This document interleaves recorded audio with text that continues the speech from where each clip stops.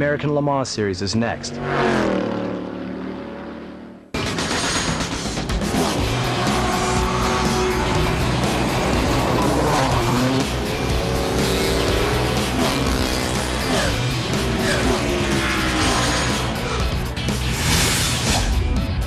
Welcome to the beautiful North Georgia mountains at Road Atlanta for the 9th running of the 1,000-mile or 10-hour Petit Le Mans, powered by Mazda CX-7. Also the 9th and penultimate round of the American Le Mans Series 10-race championship chase. Hi everybody, I'm Greg Creamer, and in only 8 short years, this event has evolved into one of the true endurance classics. And in fact, the original running in 1998 was the springboard for the creation of the American Le Mans Series itself the following year. And today's race will be the 75th for this remarkable series. And as always in American Le Mans Series, there will be 4 different classes competing on the track at the same time. And yes, in the P1 category for the powerful prototypes, the championship for the drivers has already been clinched by Audi's Alan McNish and Dindo Capello. But in the other 3 classes, it is wide open. Massa and Allure for Porsche have a 5-point lead. Gavin and Beretta are tied. They have an 18-point lead over their closest competitors. And Johannes van Overbeek in GT2, a 16-point lead. But when you take the bonus points added to this race and the finale at Laguna, there are 49 points available. A lot of room for things to happen. Now, as if that weren't enough pressure, remember you have to be invited to race at the legendary 24 Hours of Le Mans. But if you win your class today at the Petit Le Mans, that invite is guaranteed. And that huge carrot always draws additional teams hoping to pilfer one of those coveted invites from the series regulars. That has happened here. Take a look at this. In the P1 category from Europe, the ultra-quick Zytek Racing, Zytek, and also the number 88 Creation Autosportif Creation Judd. Top driver lineups in both. They are going to be players for sure. And in the P2 category, the Radical from Van der Stur, a brand new car, and the Horag Racing car from Europe. Again, very solid indeed. And in fact, when the checkers flew in qualifying, one of those teams took a solid step toward that goal. For more on that, let's go trackside and meet Calvin Fish. Greg, typically you would expect the P1 pole position here today to be the property of maybe champion-elect Audi or possibly Dyson Racing, but the big surprise in qualifying was the performance of the relatively small Creation squad. Driven by Nick Manassi in the car they've dubbed the Blue Rocket, scorched its way around the racetrack. Nick, great job in qualifying, but this is a long day ahead of you. What strategy do you guys need to employ to be at the head of this game at the end of 1,000 miles? That's all those races. Nearly all the time the same strategy, you know. The less problem you've got with the cars, the more chance you've got to be on the top of the step, you know. So our strategy is going to be to just putting petrol on the car tires and change drivers. The downside we've got is we run wheels on the car, so we've got smaller tires, so we're probably going to change a little bit more tire than the normal P1 cars. But on the other hand, we're very quick over 1 lap, you know. The car is very good. It's been proved reliable in Europe. And I mean, I've got Jamie Camerwater, I've got Taro Prima, they're 2 good teammates as well. So, yeah, it's looking good, you know. Pole position is one thing, finishing the race is another. Small problem in the warm-up this morning with the clutch. Has that been rectified? Yeah, it's been rectified. I mean, it's something wrong with the bearing, you know, something like this we've gone wrong in the clutch. So, you know, it's never nice something like this to happen, but at least it happened in the warm-up. It happened just at the beginning, just before we even went out. So we gain about 20 minutes by putting it in the pits and go for it. We just finished. All right, Nick, best of luck today, mate. P1 is certainly going to be a great battle out there. The P2 championship is really at a critical stage. More on that, let's go down to Brian Till. Calvin, it is all about championships up and down pit road. But for the Porsche Penske team, it seems like the manufacturers in the team championships are pretty comfortable. Lucas, you qualify on the pole for the 4th time this season. Driver championship a little bit closer. But I would think that what you guys are really thinking about is Sebring. Can we make up for the amends of the endurance race and dropping out of that race? Have you gotten the endurance of this Porsche sorted out? Can it make 10 hours or 1,000 miles? For sure, it can make 10 hours or 1,000 miles. The car is now 1 year old, and we did a lot of development, and we are pretty confident that the car is good for the race here. And Sebring was a little bit a shame, but that was the beginning of the year. That's past us. Now we look forward to the race and get to go good points. Well, if they're going to win here, they're going to have to fight a rejuvenated P2 field. The Van der Stur team has brought a brand new Radical chassis. The Mazda team back with their Courage chassis, and Horag Racing has come over from the European Le Mans Series with a Lola. P2 should be a battle to the end. Dorsey? You know, with all the excitement of this great event, the added pressures to the drivers, the possibility of an invite to Le Mans, winning here really comes down to about three things, and these are the BMW keys to winning. First of all, mind your tires. Now, I talked to a Michelin tire tech. He told me that normally the hard compound tire you would run here would normally not be a problem. However, because of the very cool temperatures we've had around Road Atlanta all weekend, some teams are opting to go with a medium compound tire. Now, that'll buy them speed, but the driver will have to manage that tire, not burn it down before the end of his fuel run. Now, tonight, as the dark comes in, it'll get much colder. A softer tire yet will come out, and again, the driver's responsibility to keep the tire under the car.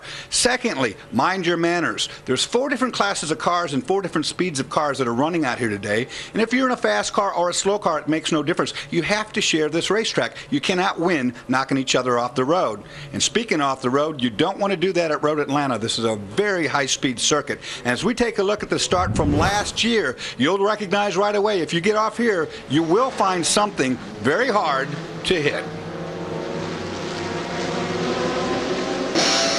And that changed the entire complexion of the race. We hope that doesn't happen this year.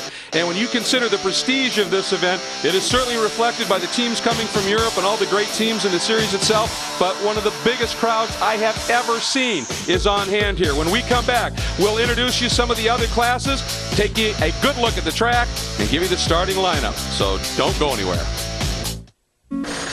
Speed's coverage of the 9th running of the Petit Le Mans is being brought to you by Audi, initiating a new dawn of power. Welcome back, everybody. The cars lined up echelon style. You see the signal, fire them up. So we are getting very close to the start of this race. And in each of the classes, we've talked about some of the machinations going on, but there are certainly others, and they are our Pirelli storylines. And Dorsey, let's take a look at them. In the P1 category, it's go hard or go home. Championships clinched. Absolutely, and it goes all about Le Mans. For the creation pole sitting car, they need to win this race to get an invite to Le Mans. They know what they have to do. Let's move it to P2. In that one, obviously, it's Porsche reliability. They've always been fast, but in the long races, they've had little struggles, and a big field here. Biggest field we've seen in a long time. Some new cars from Europe, some brand new cars. You talked about the Radical. We'll have to see how fast that car is, how reliable it is. In GT1, big question being asked, is Aston Martin sandbagging? Yes, they are. No doubt about it. You know, they've got handed a lot of speed, and they only took 1 lap in qualifying. They could have showed a lot more when they have so far. And we'll see what happens there. And in GT2, it really comes down to a wide-open mileage war. There's a lot of speculation. Who can go longer? What's the deal? Well, the Ferrari gets really great mileage. We found that out, and there's no question about that. And it's on the pole, which is a big advantage, but not by much. So we'll have to see on the mileage. All right, well, let's get a little bit more information on what's going on in GT1. Let's meet Andrew Marriott. Yes, indeed. Well, just 4 cars, of course, the 2 green Aston Martins and the 2 yellow Corvettes. And the man who put the number 3 Corvette on the pole only ever done it once before, Johnny O'Connell. Finally a quick in qualifying, but you're worried, you think those Astons, as the boys just said, are sandbagging. Well, you know what, they on Thursday did an 18.5 on full tanks with stickers, so we expected, and we heard in testing they went a 17.1, so they're kind of holding back. We're pretty darn certain about it, but you know what, I'm very proud of everyone in Corvette Racing. You know, with the situation as it is right now, we're just digging as deep as we can. My lap was the best lap we turned all weekend, so you know, we just got to rely on that Corvette reliability and great teamwork, and hopefully that'll be enough to get the job done today. Now, you only live 4 miles away. You slept in your own bed, but you're not that rested because you had the big auction yesterday and earned a lot of money for Alzheimer's charities. Yeah, you know what? For a local senior citizen daycare center and the Alzheimer's Association, my gosh, in 6 years now, we're about $230,000, $240,000 that we've raised. So, you know, big thanks to all the teams because everyone's a part of it, but the fans as well. Thanks very much. Let's go and find out what's happening in GT2 with Chris Neville. Andrew, GT2 has been deep with diversity this season. 4 major manufacturers, and 3 of those 4 have won races. But no car has been as dominant as the Ferrari. These drivers might not be in this Drivers' Championship, but they can play a spoiler here today. Stefan, the car has been so fast in the sprint races, but is it ready for the 1,000 miles of Petit Le Mans? I don't forget the car is new, and obviously we are very happy with the performance of the car. We are concerned about the reliability, but we've been doing well so far. In Europe, we make a 1-2 in the 24 hours of Spa, so it looks quite good. We are pretty confident, but you never know. And also, I think the category is so close that the fight will be big, and we have to stay on track and stay out of trouble. But it looks good.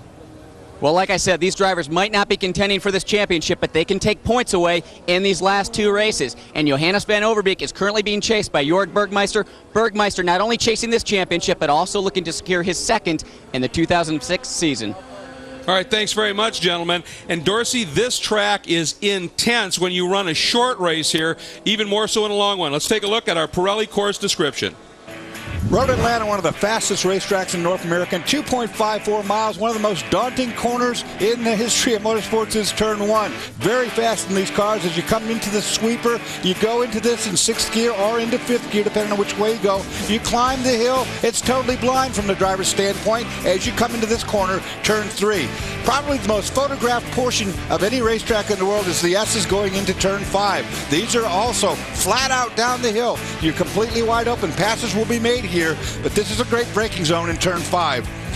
Then up over the top of turn 5, you have a good run down into turn 6. It is a banked corner, a very fast corner, and it's not as important as the one following it, turn 7, because turn 7 leads on to the longest straightaway here at Road Atlanta, and getting this corner right is paramount, because you've got a long straightaway and a long way to go passing down into this area right here. We call it China Beach sometimes. It's turn 10, and in fact you come down on a downhill slope, hard braking. You're going to see a lot of overtaking done right here as you make the cut to the left, a quick switch back to the right, and you're going to go up and underneath the bridge. Now this is awesome from a driver's standpoint. You come over the hill, plummeting down into turn 12, flat out through here, well up into the 100 miles per hour, and you don't want to get it wrong for sure. Run down the front straightaway by the pits and back to turn 1. Ron Fellow says the turn into that 12th turn in those vets is about 150 miles an hour, so that gives you an idea of what we're talking about, and a few of the straights aren't very much straight. They're always bobbing and weaving. Now, we're going to get you to the starting grid. You can take a look at the whole grid across the top, but our pole sitters are going to introduce themselves to you personally. Hi, I'm Nick Minassian from France. Hi, I'm Harold, Geneva, Switzerland. Hi, my name's Jamie Campbell-Walter and I'm from London, England. I'm Lucas Luhr from Germany. I'm Romain Dumas from France. Hi, I'm Mike Rockenfeller from Neuwied, Germany. Hi, I'm Johnny O'Connell from Flowery Branch, Georgia. Hi, I'm Ron Fellows from Toronto, Ontario, Canada. Hi, I'm Max Pappas from Miami, Florida, and Italy. My name is Rod Kalanas. I come from Düsseldorf, Germany. Hello, I'm Stefano Ortelli from Monaco. Hello, I'm Markus Paltala and coming from Finland. So there you have the starting lineup, and as we're getting ready for this one, the field heading down into turn 6. Dorsey, what's going on? Well, everybody's scrubbing, you see right now, trying to get some temperature in these tires. We don't know yet who's taking on what compound. Like we said, it's very cool out right now. Riding on board one of the Aston Martins, that's the 007 car. And that's Darren Turner behind the wheel as we speak. This is turn 7 up ahead, and of course, Neil that helmet, Alan McNish. No doubt about that in the turbo diesel Audi. That car is undefeated this year, so they're really looking to keep that streak alive. Here's a look at the number 2 car, and that is one of the, excuse me, that's not the number 2 car, that's one of the Penske Porsche cars, the number 7. Lucas Luhr will be behind the wheel of that one. Another good onboard we have is the number 21 BMW. These BMWs also in GT2 get great fuel mileage. There's someone to watch as well. There's the team car. Ian James going to be starting that one, the number 22 entry.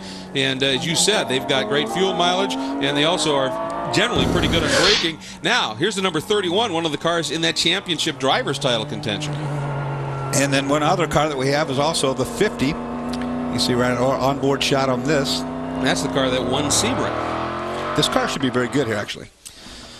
All right, the field starting to pack up as they come down through that China Beach area. As you said, turns 10A, 10B. And now the pace car going to make the move in. And Manassian wasting no time. Wow. That's way early on the throttle. I can't imagine. He does not get a green. No start. That was just a huge jump. Oh, and almost a crash by the second Audi. All these drivers, of course, not everybody realized that there was no green flag. Yeah, that was a very solid wave off by the starter, and understandably so. That was not good. No, it was not good at all. And you saw right that Manassian, as soon as that pace car even started to the right to go to pit lane, went full throttle. Maybe he'd seen our video of the start from last year. Yeah, he didn't want to get. That's a good point. He didn't want to get crashed out in turn 1, but Weaver's way back right now, so I don't. Yeah, exactly.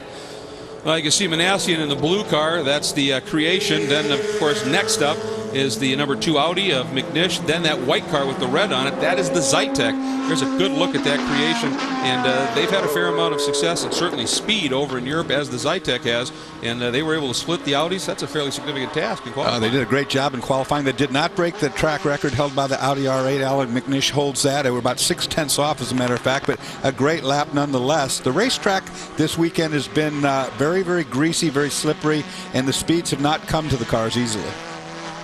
Everybody trying to maintain a little heat in those tires as well as make sure they're clean. And Marco Werner, apparently, who, of course, was part of the winning team at Le Mans this year, but this is only his 3rd race this year. He did Sebring and then Le Mans. He's done a lot of testing, but this is only his 3rd race, and he almost got into the back of the Zytek when he lifted after that wave. Stefan Johansson, it's the 2nd time he almost got in the back of the Zytek, because he did it again on that aborted front start. Almost got into him going up into turn 1. And you see right there, Stefan Johansson, you saw that smoke? Yeah. He's running the brakes in. He actually locked up a brake right there. And that is why the contact's almost been made. These guys have got to get calm down. Your heart's in your throat right now. You know, your adrenaline's pumping like mad, thinking that you were going to get the start last time. Now you got to do it all again.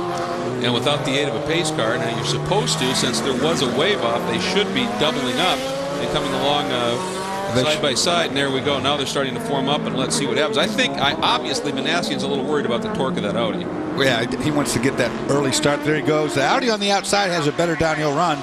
See what happens. Oh, and McNish read it beautifully, moves to the inside. It's going to be a matter of into that first turn and everybody being somewhat careful.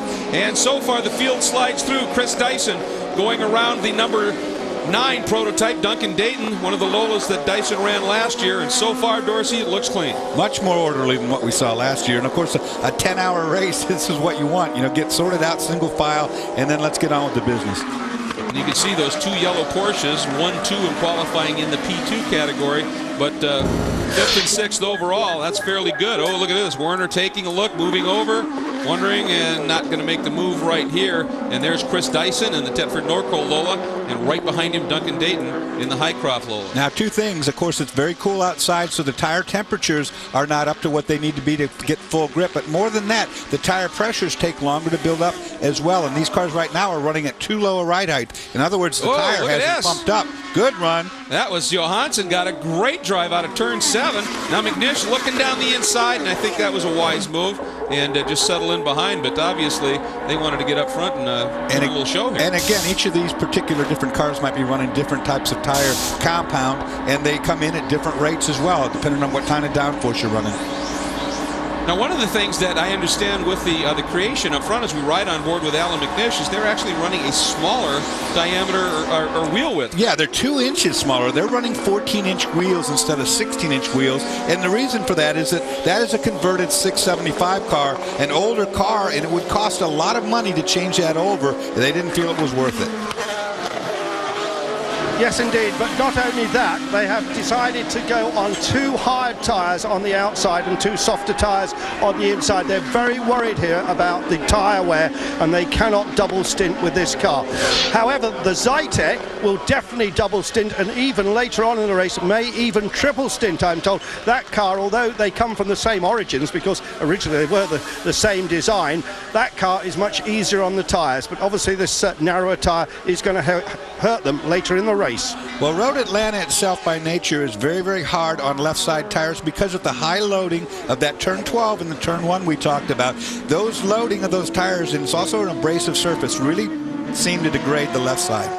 We see the Audis dropping back a little bit initially here, Dorsey. That's not a surprise. In the earlier events this year, we've seen them struggle to get the tyres up to temperature as quick as some of the smaller cars. Earlier in the season, it was the Porsches that really gave them a hard time in these early laps. But this weekend, they do have the Le Mans spec tyre back. The car that they won the 24 Hours of Le Mans, the tyres there were taken away from them from Michelin for further testing and evaluation. And this weekend, they do have them back. They think it may help a little bit on that tyre wear situation.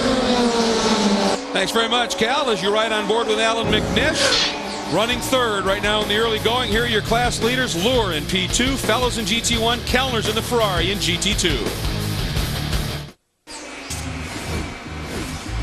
It's one of the most famous races in American motorsports history, the Petit Le Mans. And speed gets you where you've never been before with an exclusive opportunity. Get uninterrupted coverage of the American Le Mans Series action with your purchase of the Speed Onboard Pass. Log on to speedtv.com and sign up because your all-access experience can start now.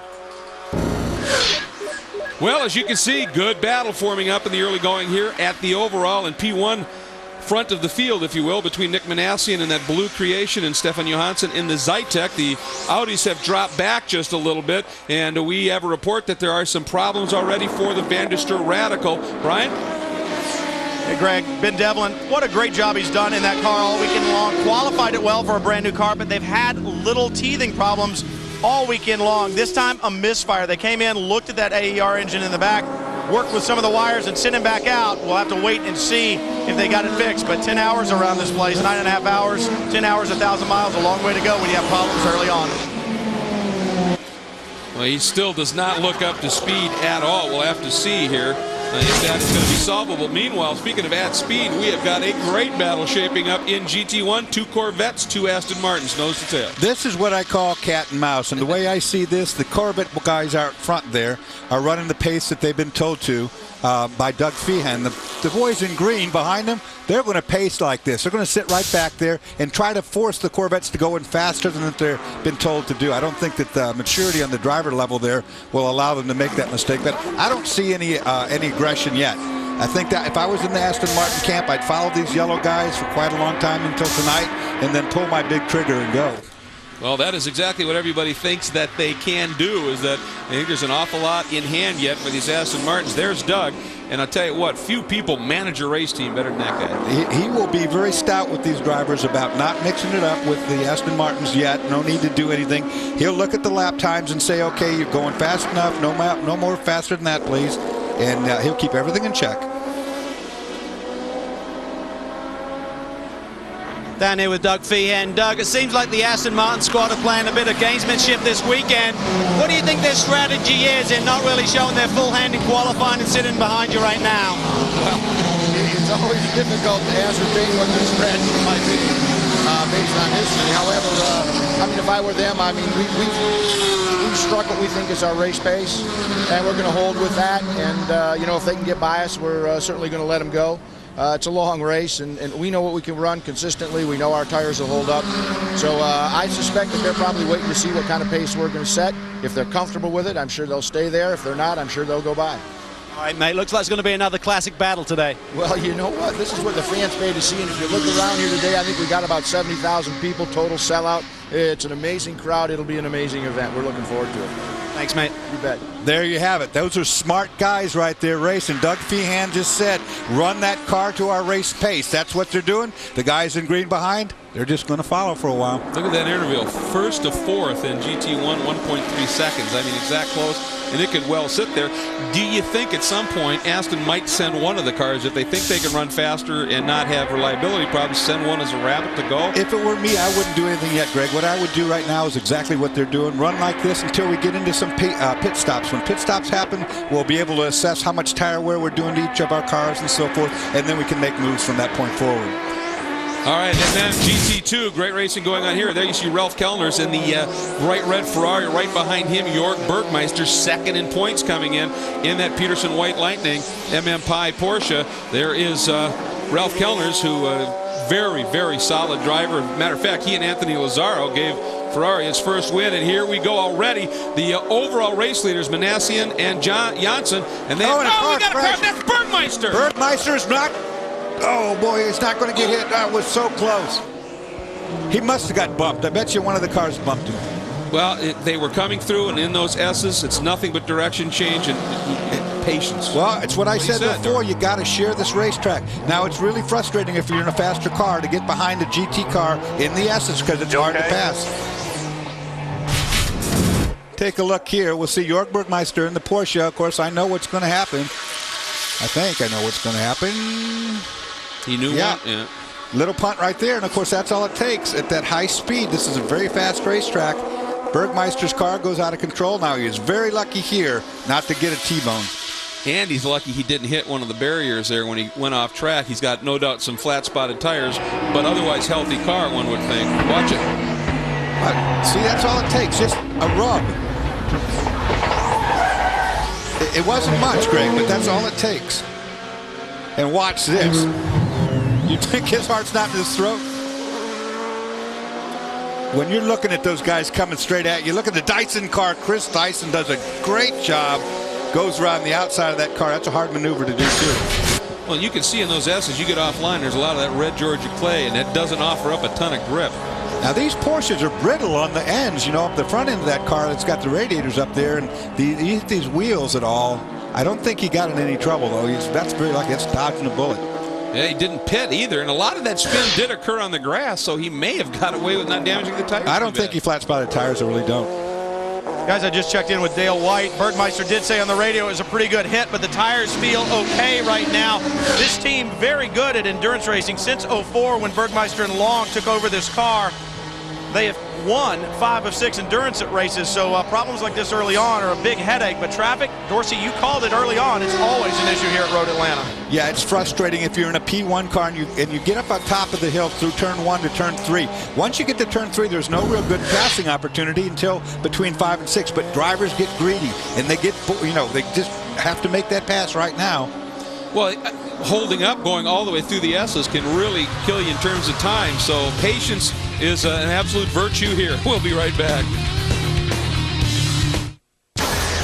Tomorrow on Speed, step into the wind tunnel with Dave Despain. Get fired up, then fill Dave's voicemail at 1-866-W-TUNNEL all weekend long. Remember, the more animated, the more you'll be heard. And don't miss this wind tunnel, as Dave's guest includes David Hobbs as co-host. So tomorrow at 9 Eastern on Speed, it's Wind Tunnel.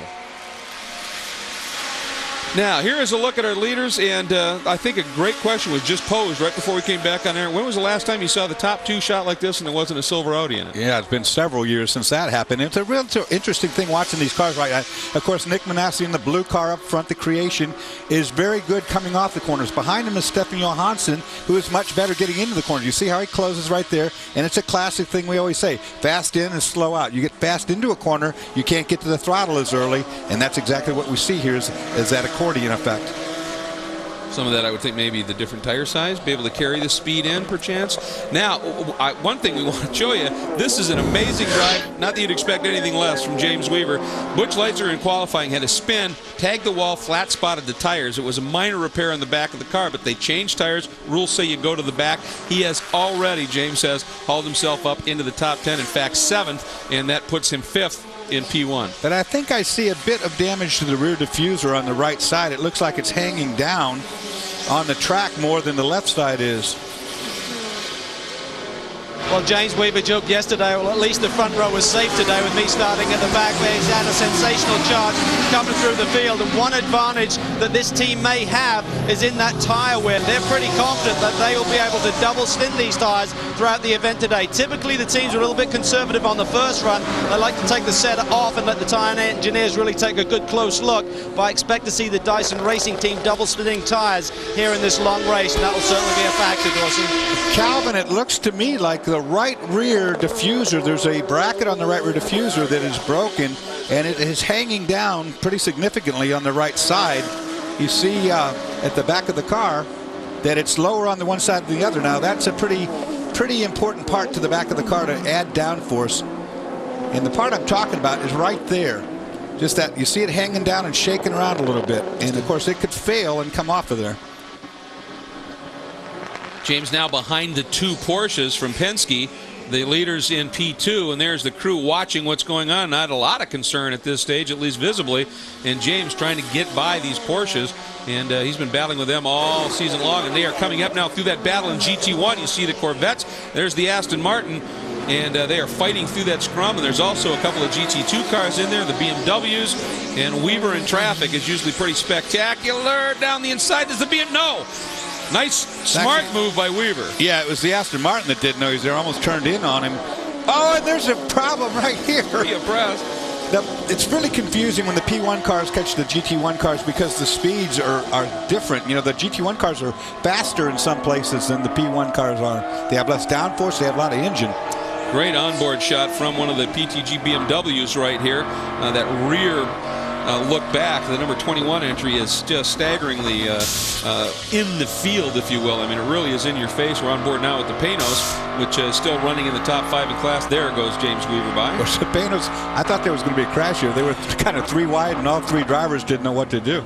Whoa! Here's second date. Now the 37 entry with John Field behind the wheel also had a moment. Their moment happened actually in practice, and it was a pretty solid. Wow, Liz Halliday had a monster crash after making contact with one of the GT2 cars, went off and did $300,000+ of damage. It broke the entire right side of the car off. It broke the engine, the gearbox, and they fixed this car. Well, after they made that major fix, John Field took the car out for qualifying, got a great lap in, but then nearly crashed the car again. The steering rack mounting bracket broke during that run. It was probably a consequence of the shunt by Liz earlier in the week, and the team got really lucky that they didn't have another major repair job to get the car ready for today. But John Field loved this racetrack. He's had 5 wins here at Road Atlanta, and they're definitely in the hunt for this P2 championship. Remember, the Porsche's reliability still a question mark in these long races. It's a very good point. It is Clint Field, John's son, and Liz Halliday, the other 2 drivers in this car, only 5 back from those Porsches, and they were able to pull the win off at Sebring, and at Houston when the Porsches were leading, they had a problem. So it's going to be interesting to see.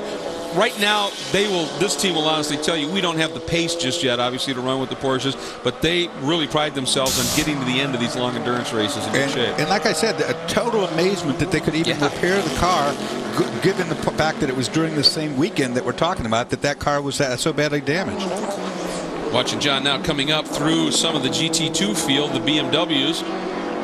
Right there is the first one, the number 22 that he's going to catch, and just be patient here, and then should be able to get by him easily as we're on board the 21 at bumper cam, and here comes John, and there's the difference in closing speed. Yeah, they can just eat him up in the straightaway, and that's the safest place to pass, obviously, but we won't see that all night long. They're going to be taking chances and paying consequences. And make no mistake, folks, John Field, when that car is healthy, is incredibly quick, and he will drive that car to whatever limit that car can offer. Oh, no doubt about that. I mean, he is extremely fast in the car. And I talked to the mechanic this morning and asked, is everything all right? Did you get it all back together after the second steering rack broke and so forth? And he goes, they can run. They're good. They're ready to go. Well, confidence in your car is paramount, and obviously they've got a good team, and they're happy with it at this point. So Field doing a very, very nice job right now trying to work his way up from the back of the pack as our leaders have caught that traffic, and that means that McNish has come up behind them and closed that gap up just a little bit at this stage. Or is it that the Audi is coming into its tires? Good battle forming here, and the racing is solid. Here are your class leaders. Don't go anywhere. Speed's coverage of the 9th running of the Petit Le Mans is being brought to you by Porsche. Porsche, there is no substitute. And by Michelin, a better way forward.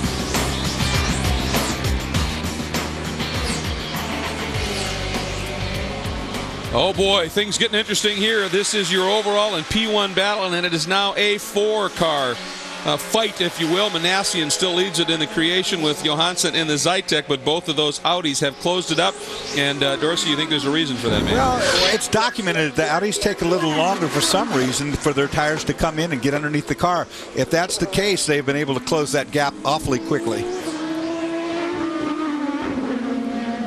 Yes, indeed. I've just been speaking with Tim Holloway, who designed the Zytek, and he's spoken to Stefan over the radio. He's also complaining about that tyre pickup we heard about. Otherwise, he says the car's absolutely perfect.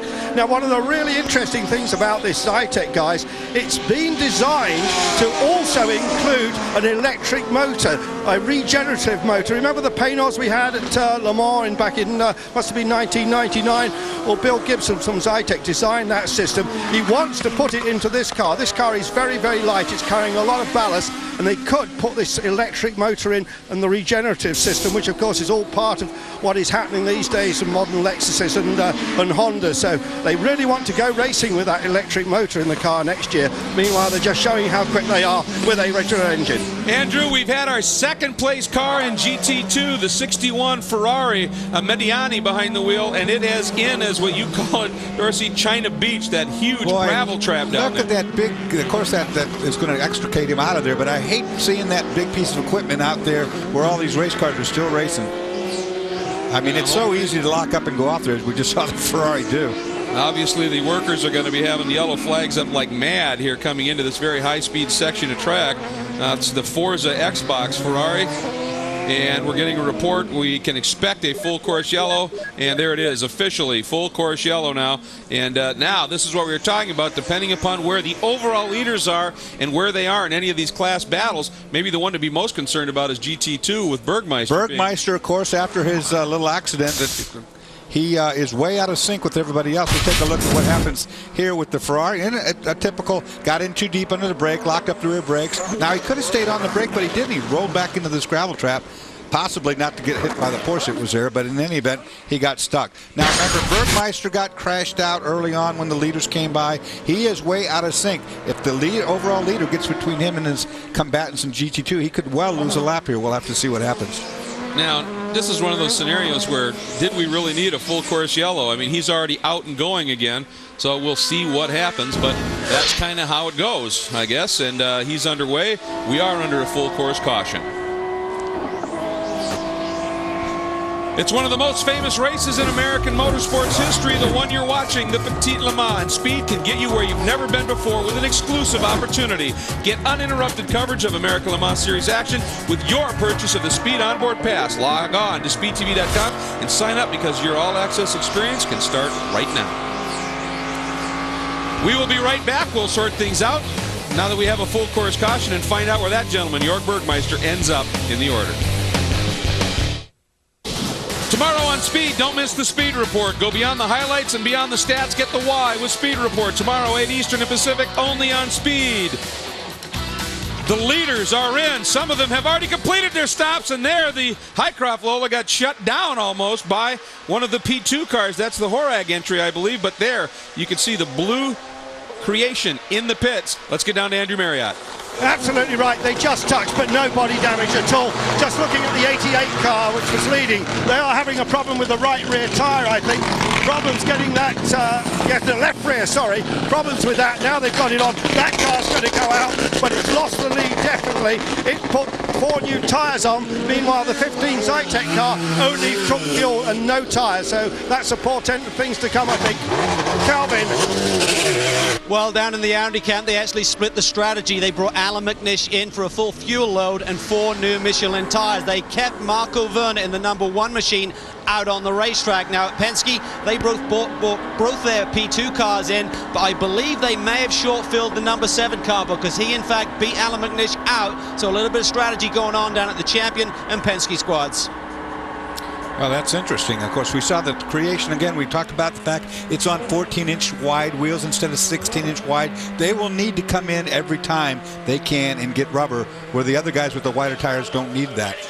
And you take a look, some of the drivers that played part and parcel of some of this. Now, we saw that shot by the Porsche, and of course they run in the P2 category, and we've been following the big news all season long about the fact that Acura is going to have a major program in the P2 category next year. One of the teams that was announced was, of course, Los Fernandez in their Acura. They will be running the Lola. They have that car here, and that package recently had a test, and it was called a very good first test, according to Adrian Fernandez, the team owner and driver.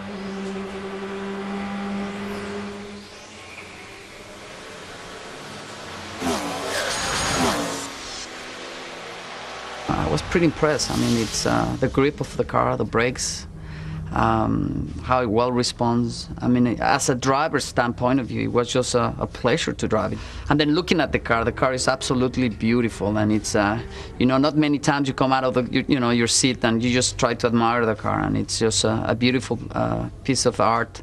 And you know, I'm just so overwhelmed about this whole experience, being able to do it with our team, with Fernandez Racing. At this stage of my career, it just couldn't come in the best time. I think I can be racing here for quite a few years more, and I think I have extended my career with that, and a new opportunity for Fernandez Racing, and now with Luis, you know, I think we have a good package to grow it for the future. Of course, talking about Luis Diaz, who has been named as one of the other drivers. I talked to Adrian just a few moments, actually, before we came on air, the car on display here, and I said, how was that first test? And he just grinning because I've never had a first test in a car go that well. And Luis Diaz, such a personable man, and of course from the Grand American Series, he leaves a great team with Chip Ganassi over there to come here. But I think this is going to be a very strong team. The Fernandez team with Lowe's sponsorship is going to be a really good force to be reckoned with in P2. Great addition, no doubt. We've been following the goings-on in GT1. Calvin, after that pits, the yellow and any pit sequencing, what's going on? Well, once they got the wave around, the Aston Martin squad and the Corvette squad obviously had the opportunity then to pit. And in fact, the Aston stayed out, the Corvette squad, just like Penske and Audi, a lot of strategy going on here. They decided just to pit one car. The number 4 car with Ollie Gavin was in for a full service, and they kept Ronnie Fellows, the car that started on the pole, out on track along with the Astons. Well, down at GT2, Ralph Kellner's brought the GT2 leading Ferrari in routine stop fuel and 4 Michelin tires. Interesting, Jörg Bergmeister and the Peterson White Lightning team did not come in. They elected to get track position, and they were very lucky with this full course caution, guys. They did not get split from the leaders in the GT2 field. They are on the same lap with Kellner's, and that is good news in that championship battle. And not only on the same lap, we were worried about if this pace car in the full course would hurt him. It helped him because that deficit he's got now is gone. Yeah, he was lucky, though. I mean, if you get split by the leader, you go down a lap as it is, he gets to catch back up with everybody. But I like the strategy that Aston Martin and the Corvette and that the Audi are playing. Pit one of the cars now. Get him out of sequence so that when something happens, if it does, you don't have both cars crashing into your pit at the same time with all the cars coming around it. This is very smart. Both teams playing that perfectly. And of course, we're in the middle of an endurance race, but yesterday an incredibly exciting sprint race unfolded, part of the Star Mazda Championship, and it ran under great conditions yesterday. The 11th of the 12-round Star Mazda Championship got underway in typically intense fashion, the green flag, and it fanned out. Pole sitter was Mark Wilkins, but look at Ron White's move around the outside, swept into the lead, but a few laps later got it a little wrong into the chicane. Wilkins wasting no time back on point.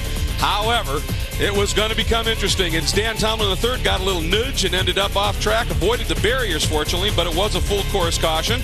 And when the restart occurred, watch the move once again. White pops out, this time changing it up, goes to the inside, takes the point back from Wilkins, and drives away. A little bit later on, a big 3-car incident unfolded, and number 60, Jay Paceni, 71, Steve Hickam got into it. And then watch here, 99, Phil Seville, bang, a little bit too fast, and a yellow flag got into it. That caused a caution. They couldn't get it cleaned up before laps ran out, and Ron White didn't have to go through the last lap heroics this time to get his 3rd straight win. Great racing here at Road Atlanta. More coming at you when we come back.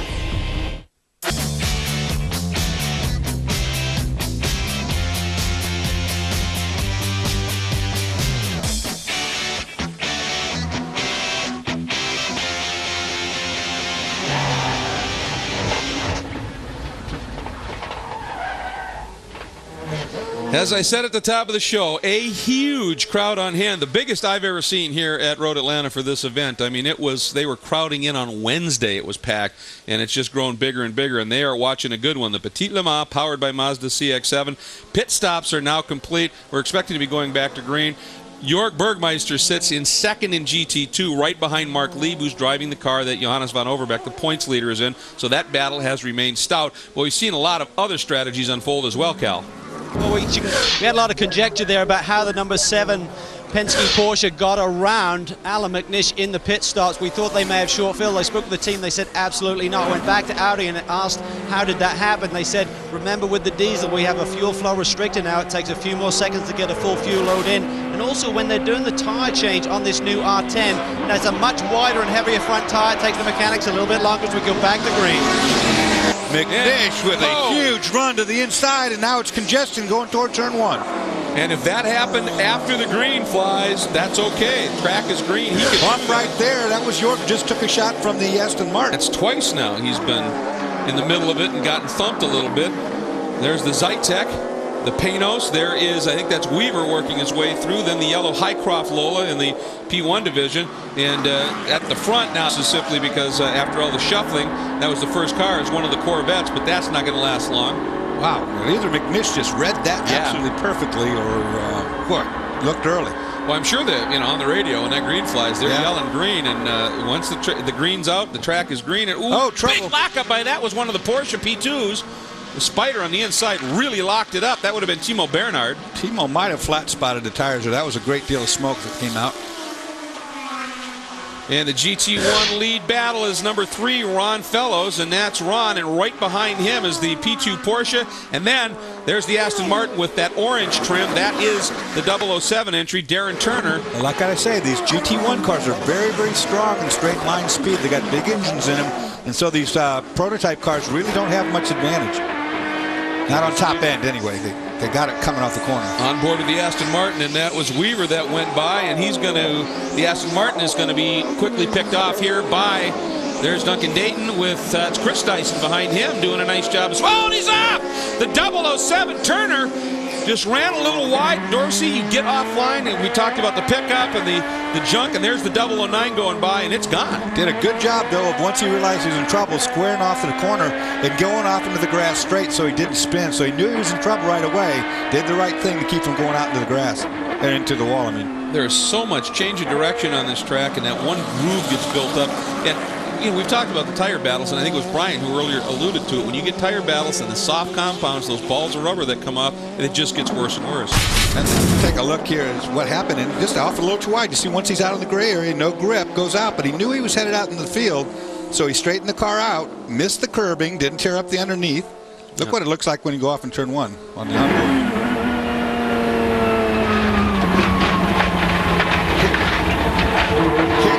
Hear what he did there? Hear what he did? He went even throttle. When he knew he was going off the road, he backed off to an even throttle. He didn't back off all the way, but he backed off where he wasn't accelerating or deaccelerating, so the car wouldn't get sideways on it. And it showed us there, he wanted to turn in, and he realized at the last second there was another one of those prototypes there, and just had nothing he could do about it at that stage. Well, he saved the car, because if he'd hit the curb head on, he would have done the splitter. If he'd have gone off of the throttle too much, he would have spun and gotten to the gravel trap or the wall. It's a nice piece of driving by Darren Turner, and you'd expect nothing less. I mean, the guy is a tremendous talent behind the wheel. Does testing for the McLaren Formula One team, and is awfully quick in these Aston Martins, and has proven to be very savvy. I reckon he's got his dander up right now. I would think so. Now, GT2, we had talked about how things unfolded on the positive side for Jorg Bergmeister, and boy did they, because Jorg, you see that yellow top Porsche just near the back of the screen, 4th car in this line, is chasing this car, the number 45 of Mark Lieb. Johannes van Overbeek is one of the other drivers in that car who is the points leader, and so Jorg is right there, second in class. This Panos, unfortunately, one of those that got down a lap by that pace car situation. But not everything particularly square on the 31 car, Greg. You saw the contact earlier with the prototype, but on that restart, also contact with the Aston Martin. I went down and checked with Dale White. He said, are we racing or are we boxing out here? We've been hit more in the first hour or so of this race, and I think we've been hit all season. The good news is those very fragile radiators in the Porsche still intact. And Brian, I'm looking at all 4 corners on the car. You saw a bunch of the rubber come out from underneath right there. That's what we've been talking about. I looked at all 4 corners. Somehow both of these hits have not hit the car where it's been in danger of bending suspension or taking out those radiators are vulnerable. Now, the number 31, you see it, the Panos just in front is not in this battle. He's down a lap, but that Alex Job Racing Bell Microsystems white Porsche right behind Jorg is definitely in this battle, and that is what Jorg does not want to see. He'd like to just stay in touch. It's early on, obviously, in this race, but right now, the Alex Job car looking pretty racing. Yeah, very racing, no doubt about that. But, I mean, it's daylight now. You can run pretty hard and get what you can get. You know, we've had just the one yellow so far.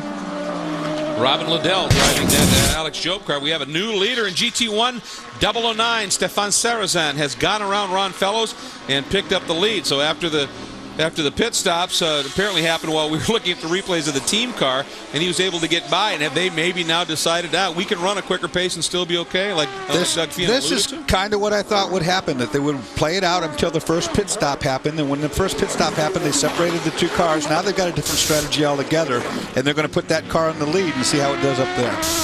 Well, I wonder if that wasn't maybe, now that I think about it, a reaction to Corvette splitting the strategies like they had talked about. They pitted one early, they left this one out. Now they want that Aston Martin to go to the front and build up some sort of a lead. Yeah, now, I mean, it is. It's a cat and mouse game. They got different strategies, and I knew they wouldn't do anything initially, not right away, but now that that pit strategy has been paid by Corvette, well, now it changes their mark. These long endurance races really fold into a chess match, don't they? Oh, look at this. Robin Liddell in the Bell Microsystems Alex Job racing car has gone around Bergmeister. Bergmeister showed the nose, but I don't think that was really on. So Liddell going at it right now. That car, the 23, also started from the very back. They had a problematic qualifying run, and Liddell has given it a great run. And if you remember the spring race here last year, Liddell in a Panos held on in front of the Alex Job car and got a win in a real dogfight. Liddell loves running here. And I'm sure they're telling Bergmeister, you know, look, we're only, not even an hour into a real long race. We've had 2 car-to-car contacts with other vehicles. Let's just ride for a little bit, you know. Let's not get involved with these guys yet. That's Liddell and Bergmeister. Right now, that's the battle for second in the class. The number 45 player short tail car, the Porsche, is out front. By the way, I want to remind you, fan voting for the most popular driver award to be presented at the season-ending championship awards banquet is underway on AmericanLeMans.com. Log on today to cast your vote. Voting ends at midnight, October 1st. That's AmericanLeMans.com. Log on and make your vote count. Well, things settling down after the restart. We'll be right back. Here are your 4 class leaders. It's one of the most famous races in American motorsports history. It's the Petit Le Mans, live here on Speed. And Speed is going to give you an opportunity with a very exclusive one at that. Get in uninterrupted coverage of the American Le Mans Series action here at Road Atlanta with your purchase of Speed Onboard Pass. Log on to SpeedTV.com right now and sign up, because that all-access experience can start right now. In about 20 minutes time at the top of the hour, the TV coverage is going to break away for a couple of hours. We will be back later on in the afternoon to take you to the finish, but you can get uninterrupted coverage if you just do what we just told you about. Get on to SpeedTV.com and get that Speed Onboard Pass. Yeah, we'll be back at 3, but you know, if you want to sit there from 1 to 3 and follow it all, and you've got a nice computer, there's your answer. There is your leader, Marco Werner, Audi Sport North America, that beautiful R10 TDI diesel, and he is currently leading right now after that pit stop sequence. Well, even though we haven't seen Marco Werner in action since Le Mans, where he won, and with his teammates here today, Pirro and Biela, he hasn't been sitting idle, Greg. He's been doing the majority of the testing for Audi over in Europe.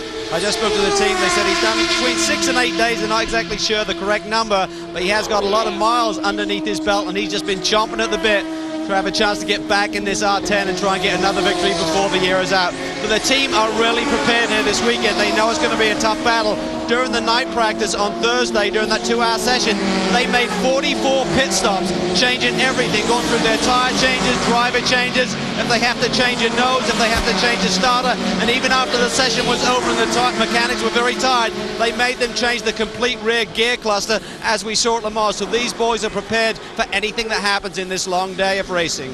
Calvin, I want to ask you a question. Talking about Marco Werner and the fact he's only done the 2 races. Yes, he's been testing. He himself has said, I haven't been in the car a lot even during practice here. Is it a bit of a surprise to you that they had him start when that's usually pretty hectic?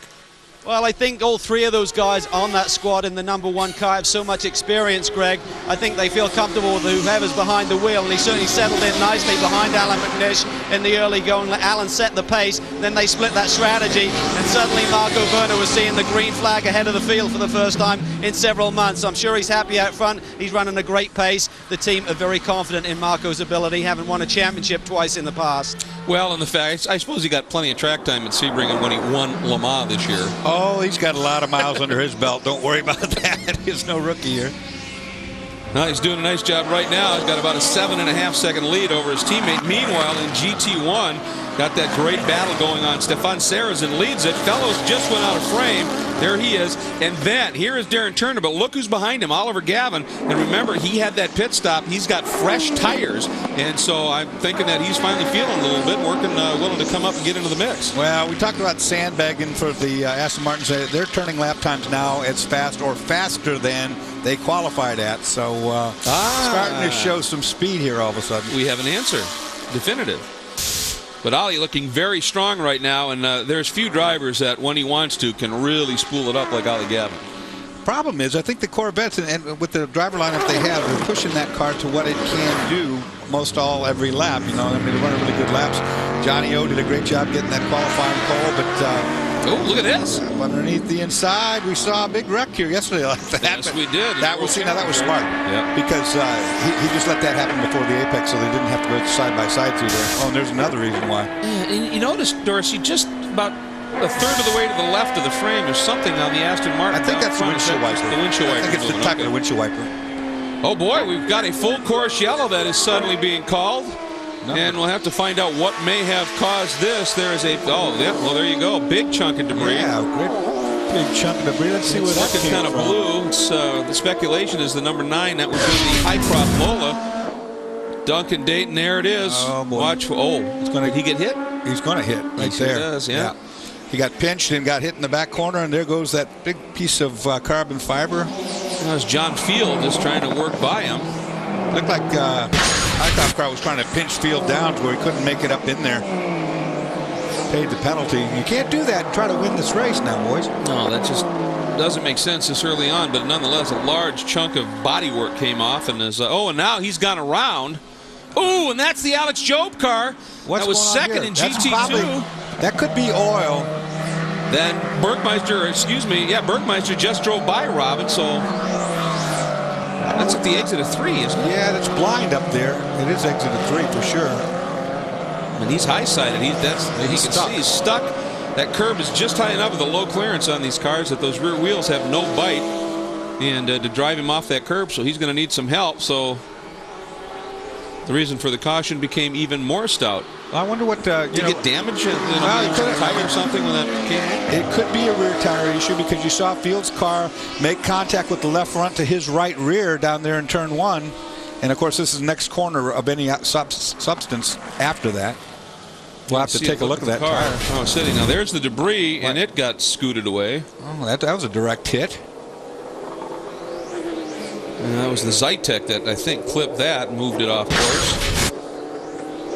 And there is Duncan Dayton, who is one of the teams that is going to be running with an Acura power plant in a new chassis. I believe he'll be running one of the new Courage chassis with the Acura engine on it when that program comes to full fruition next year. Looks like the right rear tire is up. I don't see any. I don't see that it's down now. I don't know. You can't tell if it's knocked something in the suspension is broken. It's hard to say that until he tries to pull off of there. This is a team that, now that's one of the Dyson Lolas from last year that this car actually had a couple of wins. Well, it's rooted, so something happened. And that tire is knackered pretty good from either the body work or something.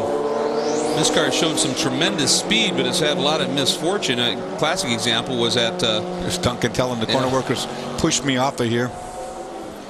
And we're expecting Marco Werner now with this caution to bring the number 1 Audi down into pits to get servicing at this stage. Of course, as soon as that caution comes out, the pits are closed till the field is gathered up by the pace car. Once that happens, they open the pits, and then we can expect another crush of cars down into pit lane. We would think that Marco, that bright pink helmet, would lead them right down into pit lane. And again, that Lola of Duncan Dayton at Portland was was up in the very front of things and had contact with one of the Porsches. They've shown the pace. They just haven't had some of the luck sometimes. TDI power, that big diesel, a V12 diesel in this car.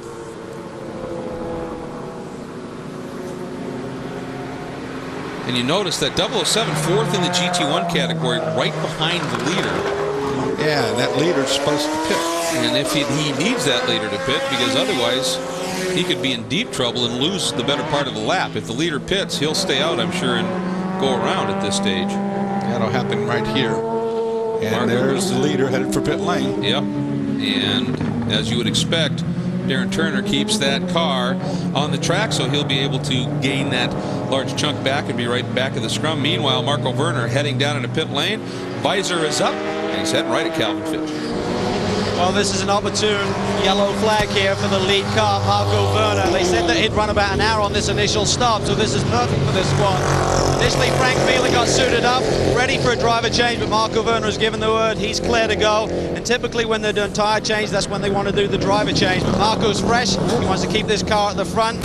And this is the defending champions here at Petit Le Mans. Biela and Pirot, of course, won here last year with the other Audi having problems down in that first turn incident. Everything looks good. It's going to take about 34 seconds to get a full fuel load in here with the fuel restrictor. Let's go down to Brian. Jörg Bergmeister brings his Peterson White Lightning Porsche in. He'll step out. Now the crew's saying that the toe on the front end of this car probably affected. They don't have the grip in the front that they had early on in the race. Patrick Long will take over, 4 new Michelin tires and fuel, and they will be back out. But right now, this car not at 100%. Cal? Well, everything was smooth here with Marco Werner. They completed the fuel and tire stop. He's back underway. Meanwhile, the number 3 car is in.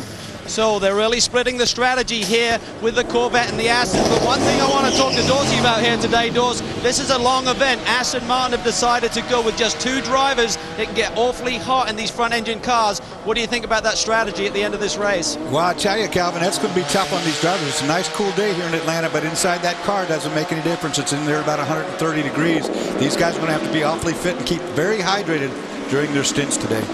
Well, the other thing I wanted to ask you about, Dorsey, is Butch Leitzinger made a comment about this race, saying in this race for 10 hours, you have no time to relax mentally, and mentally it's more stressing than the 12 hours of Sebring or even Le Mans itself. It is very high speed here, and because of that, you pull high G-forces in the corners, particularly turn 12 and turn 1. That plays heck on your body, boy, I tell you, you hurt. And changing direction and drivers everywhere, it is a challenge, and we'll be back with more of it from Road Atlanta and the Petit Le Mans. Of the 9th running of the Petit Le Mans is being brought to you by Lexus and their passionate pursuit of perfection. By Klein Tools, tools worth asking for. And by Michelin, a better way forward. Now we continue under a full course caution. Obviously, an awful lot happens. The wave-by about to occur, so we'll pick up the leader. But as you would expect, an awful lot has been going on down in pit lane. And boy, once again, there's that 007 who is looking to get waved around. We'll wait and see if that happens. You'd expect that, certainly. And then McNish, if that is McNish right behind him. Yep. So it's just the 007. I don't know. So they're going to do the wave-by, so it's just the one car. Well, you saw waved around. The starter was trying to put the one finger up to tell him when to go, and the helper up there grabbed his arm and pulled it down. There's the wave-by, and that's the reason. There we go. So he's going to take off and go. Let's get down to Calvin Fish. Well, the 6 car was in just a lap ago for a top-up with fuel. When Timo Bernhard went back out, there was some kind of problem here with the engine. What I believe I understood from the mechanics in their conversation to one another is that the blipper, when they got the paddle shift, it does this automatic blip on the downshift, and they believe that the airbox somehow is interrupting that. So right now they're going to take this airbox off the top of this motor and see if they can investigate it a little bit further. Now, I'm sure Penske will be right on top of things. I'm not sure when they get that off whether they could send him back out before the full field comes around and go down a lap, but I'm sure, as you know, Penske will be on top of things and have someone on that back straight looking for that car. Let's go down to Andrew. Yeah, indeed, a change of strategy for the 88 car. That decided to stay out. Stefan Johansson doing a great job there in the Zytek. So that's given them a bit of a track position, but I'm not absolutely convinced it was the right call. The rival 15 car, that made a very quick stop and was back out on the track. It's making up time. Brian.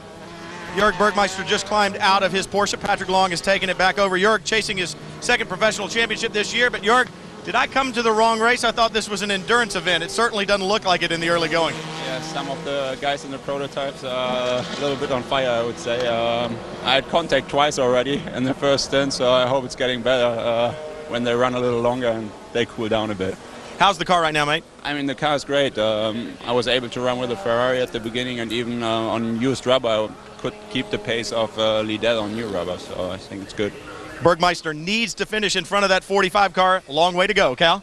Well, work continues here on the 6 car. Initially, they disconnected the airbox and pulled out effectively what is the air filter, thinking something was getting involved there in the mechanism. Right now, the mechanics are going to work here, taking all of the trumpets off the top here. So, Dorsey, I'm not sure your experience here is a little bit better than mine. Okay, they're taking off the complete carbon fiber inlet here. They need to get further underneath that, and that is connected via these trumpets. So the trumpets come off. Now they can take this piece off and get underneath and do more work. This is getting pretty lengthy, but what they're trying to accomplish right now is that when you have to downshift, go from, say, 5th gear to 4th, the engine automatically has to rev up a little bit. Now, the linkage somehow is bound up. It's not able to do that. We've had this Porsche reliability issue. Now, if they didn't fix the problem, what would happen is, without the blip for the downshift, the gearbox then starts taking the brunt. The lower gear, that when you go into the next gear, you might break a gear. Also, it might, if the linkage is binding up, might stick full throttle, and that's not a good situation at Road Atlanta. That was one of our early keys to the race in that class, was that reliability. By the way, the 007 Aston Martin and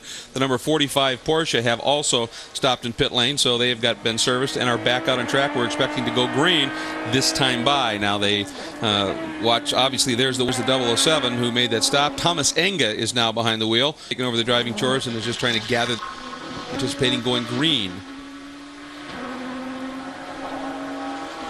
There we go. McNish leading him down, right behind him, that beautiful Zytek in the hands of Stefan Johansson. Lucas Luhr, the P2 leader in the Penske DHL Global Mail Porsche Spider, and then James Weaver. Well, I'll tell you what a run he has had coming from the back of the pack. There's James, just going out of frame in that Tedford Norcold Lola. His teammate, Chris Dice, the number 20 car behind him. Saw McNish there, just check the mirror to take account of who it is behind him. He wants to know which of those cars behind him is the one he has to watch out for going into turn one.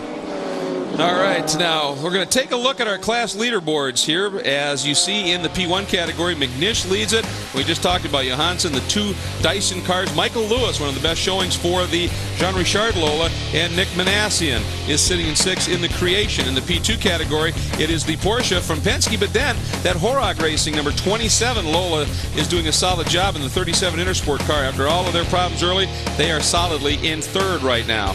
We take a look at the GT1 category, and this has been very interesting. It's currently the Aston Martin. The 009 of Sarrazin is in front over the Gavin and O'Connell Corvettes, with Enga having made that stop now at the back of this group in 4th. And in GT2, it is Robin Liddell and the number 23 AJ Apora. Even with that off-course ride he had, he is leading it over the Milner, number 51 Panos, and the 62 Ferrari of Ralph Kellner's. And you take a look at the rest of the runners in that category, down to the top 6 in that class. And that 6th car is the one that is going to be chasing the 45 as well. Now we want to remind you, we will be back at 3 o'clock, and when we come back, we are going to take you all the way to the finish of this Petit Le Mans powered by Mazda CX-7. That's 3 p.m. Eastern time, so make sure you rejoin us at that time. We're going to take you all the way to the end of this absolutely great race. Now, while we're gone, we want to make a mention that you should get that Speed Onboard Pass. Go to AmericanLeMans.com right now and sign up for that. You can sit and watch it. Coming up next is SpeedTV.com. Excuse me, folks, that's SpeedTV.com. Coming up next is Nextel Cup Final Practice from Kansas. You'll be able to enjoy that. Remember, get to SpeedTV.com, Speed Onboard Pass, and you can watch for the next couple of hours right on your computer. Everything going on right here at the Petit Le Mans. I would suspect, Dorsey, when we come back, it's going to get only better. Oh, a long way to go, and you want to come back, believe me, this is a great race. It is an absolute endurance classic, one of the world's best, an awful lot on the line. So do come back and join us here. And until you do, have a great couple of hours. Hope you enjoy Nextel Cup action or Speed Onboard Pass.